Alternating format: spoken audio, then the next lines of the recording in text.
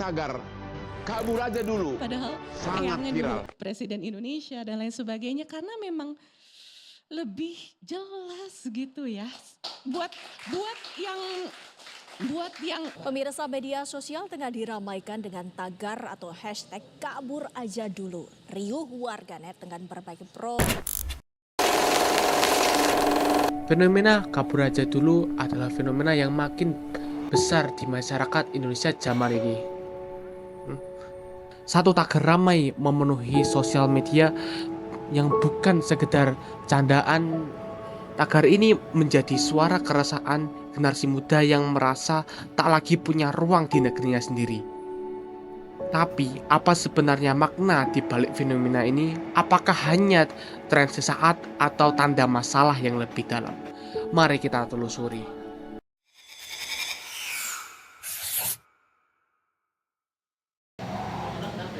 Mas, perkenalkan namanya dulu ya, Mas. Oke, sebelumnya perkenalkan, nama saya Alfianto Putra Selvi.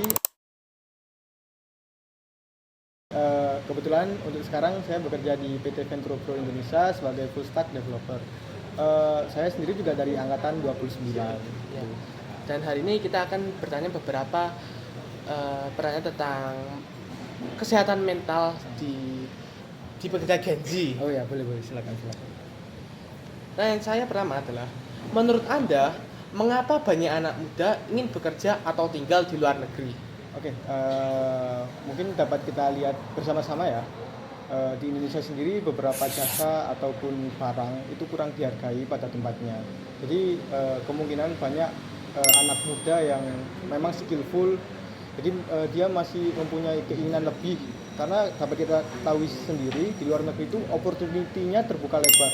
Jadi semua orang ataupun apalagi anak muda ya yang skillful pasti dihargai. Jadi karena dari mulai segi range gajinya berbeda, kenyamanan bekerjanya berbeda, dan apalagi kalau di luar negeri output dari pekerjaannya itu lebih kelihatan gitu, entah sertifikasi yang bisa dihargai di negara manapun, bisa kita lihat seperti itu. Nah, sedangkan di Indonesia sendiri berbanding terbalik, entah itu dari tekanan kerja atau gaji UMR yang kurang. Nah, itu kan juga sebagai anak muda pasti ingin punya, aku ingin kerja yang nyaman dan gaji besar. Nah, menurut saya sih seperti itu.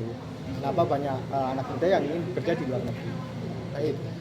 Pertanyaan dua kita adalah, menurut Anda, apa masalah utama yang membuat anak muda tidak yakin dengan masa depan di Indonesia? Oke, seperti yang kita lihat ya, beberapa akhir tahun ini kan banyak sekali mulai dari demo atau apalagi ya, peraturan perundang-undangan yang cukup rumit.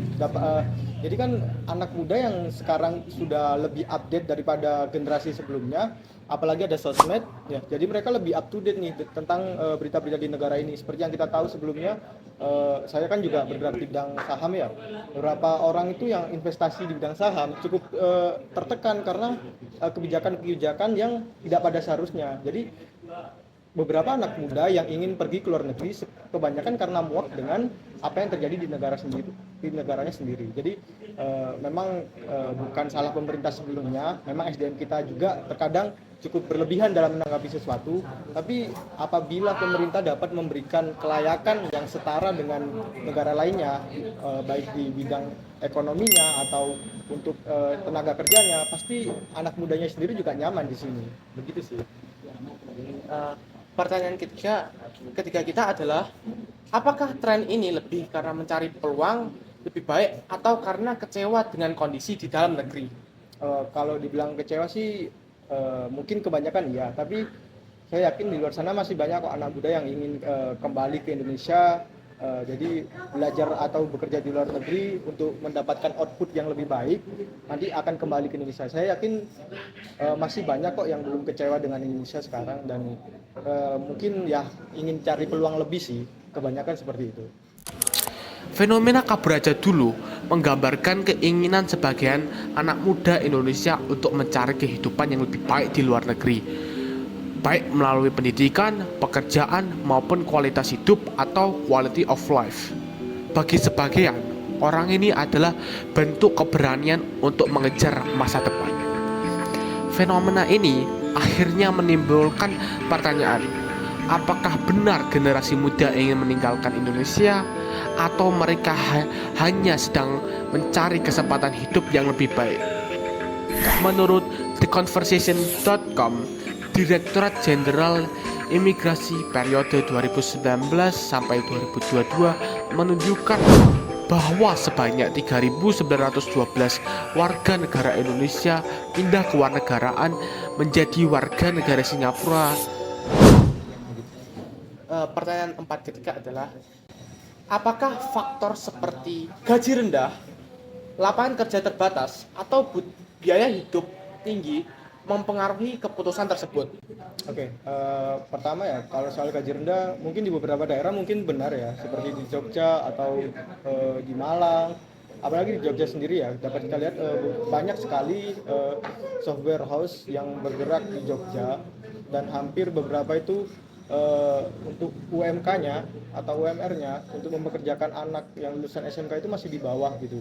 Nah, mungkin beberapa orang dapat kita lihat sendiri juga di Jogja juga banyak banget programmer skillful ya, karena saya kan di bidang programmer, jadi saya komentarin yang programmer aja. Itu sih, jadi gaji rendah itu juga. Lalu yang kedua, biaya hidup tinggi. Kalau biaya hidup tinggi sebenarnya kan UMR itu untuk batas minimal ya, batas minimal. Jadi kayaknya juga iya sih, di Jakarta juga beberapa teman saya itu kayak mengeluh gitu loh, gajinya sekian tapi biaya hidupnya sekian gitu. Ya memang ada sih beberapa kayak tempat makan atau konsumsi sehari-hari yang di bawah gitu, tapi kan juga cukup terbatas gitu.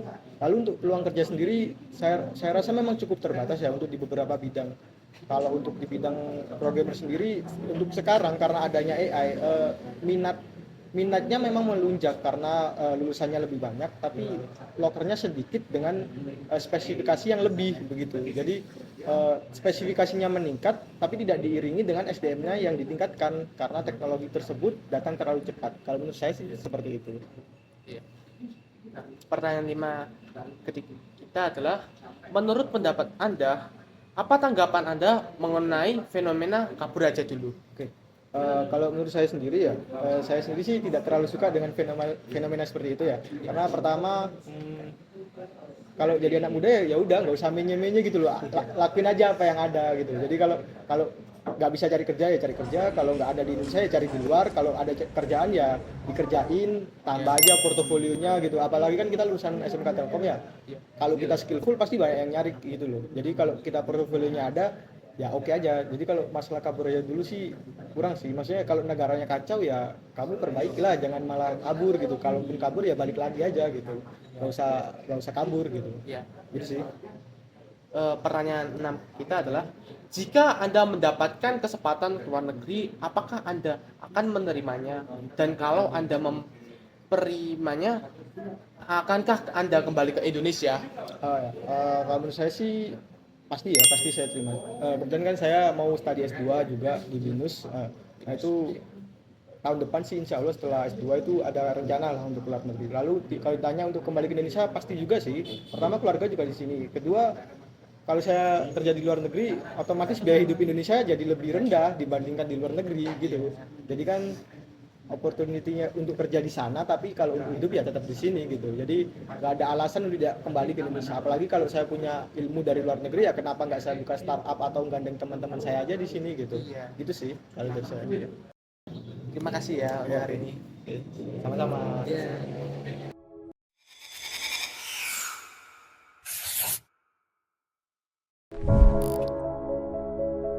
Fenomena ini mencerminkan kekecewaan terhadap kondisi di dalam negeri, seperti sulitnya kerja layak di job market, gaji yang rendah, hingga biaya hidup yang terus meningkat. Jika semakin banyak talenta muda memilih pergi, Indonesia bisa menghadapi kondisi yang disebut brain drain, yaitu keluarnya sumber daya manusia terampil ke negara lain. Dampak tidak kecil, negara bisa kehilangan tenaga kerja berkualitas, inovasi melambat, dan pembangunan jangka panjang ikut terpengaruh karena berkurangnya kualitas human capital. Namun, di sisi lain, pengalaman dan pengetahuan yang terdapat di luar negeri juga berpotensi dibawa pulang untuk membangun Indonesia, terutama di dalam hal peningkatan keterampilan dan career development. Artinya, fenomena ini memiliki dua sisi, tantangan sekaligus peluang.